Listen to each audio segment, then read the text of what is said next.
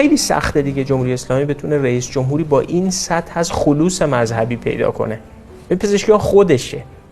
اصلا اینجوری نیست که فکر کنید میره تو هیئت مذهبی این داره نقش بازی میکنه یا داره کار سیاسی میکنه. این خودشه.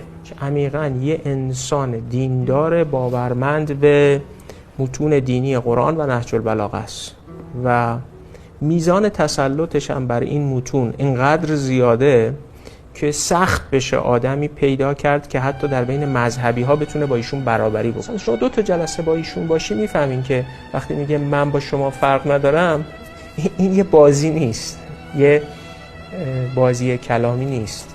با همین مدل زندگی میکنه، رفتار میکنه و میگم خیلی‌ها که باهاش زندگی کردن همین میگم. حالا من بعید میدونم جمهوری اسلامی بتونه رئیس جمهوری پیدا بکنه که در این سطح توافق ساز باشه.